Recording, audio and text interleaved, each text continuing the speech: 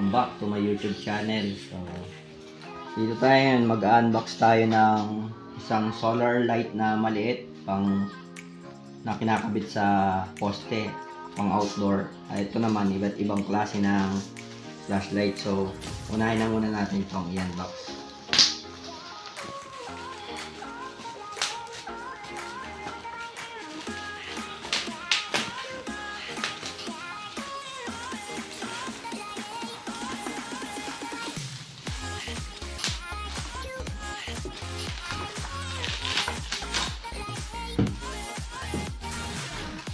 So, ito yung portable lamp siya na may kasama ng flashlight.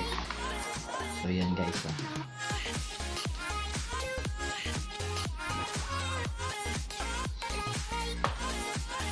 Ngayon, marami siya, according dito sa box niya, multiple lights sources siya. So, iba't ibang klase. Ngayon, i-check natin yung nasa loob niya guys. Maliit lang pala siya guys, pero okay na. Solar din ito guys, oh. Solar. Yan siya guys.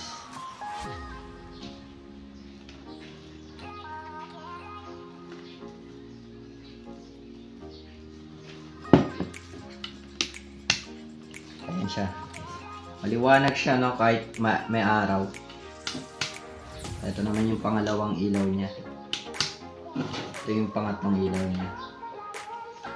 So, walang kahit na anong battery ito. Tapos, pwede ka pa palang mag-charge dito. May USB port siya. Tapos, pag nalobat siya, i-ano mo lang siya sa araw kasi solar siya. So, maganda to guys. Parang emergency light mo rin. Kasi makakatipid ka na sa ilaw. Pag may baby ka na walang patayan ng ilaw, ito lang yung gagamitin mo kasi malakas siya. Tingnan natin sa box kung ilang watts siya. Wala. Pero next ano na tayo guys, okay na tayo dito. Okay na tayo dito. Dito naman tayo guys sa pangalawa guys. Solar, ang tawag dito guys, solar portable lamp to. Ito naman yung pangalawa natin na i-unbox.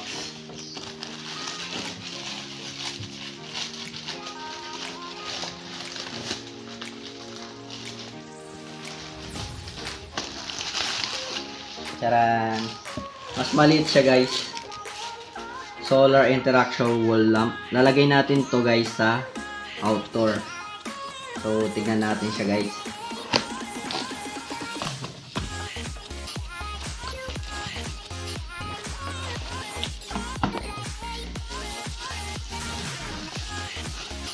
So, yan siya guys.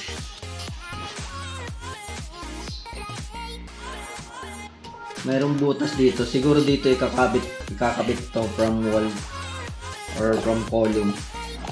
Tapos tignan natin sa loob. May kasama. Ayun. May kasamang torx tsaka screw. So tama. Eto nga. Dito ikakabit ko sa wall.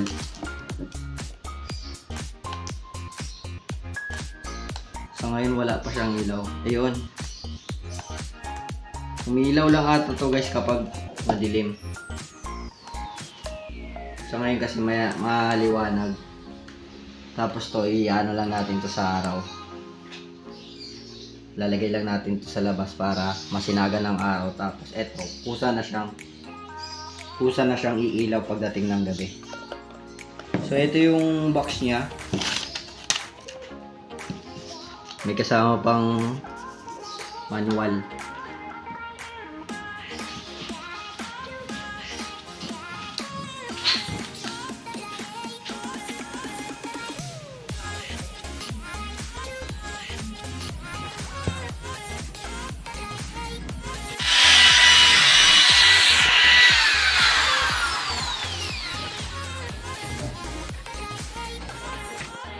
So yun guys, na ikabit na natin yung solar interaction wall lamp natin. Dito tayo ngayon sa third floor. Kinabit natin siya sa poste. So, ayan siya guys. Naikabit ko na. So, mamayang gabi, titignan natin kung maganda ba yung ilaw niyan. So, yun guys. So, yun guys yung kinabit natin kanina. So, pagpatak ng gabi, doon lang umiilaw kasi solar siya. Pero, ilaw lang siya kapag mayroon siyang nadidetect.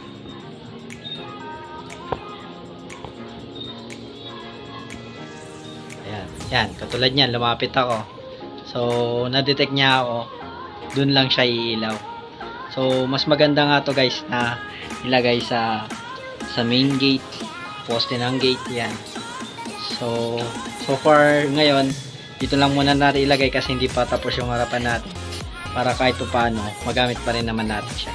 Hanggang dito na lang guys ang ating vlog. Kung nagustuhan nyo ang ating dalawang solar na furniture, WLS po tayo. Watch, like, share, and subscribe. Bye guys!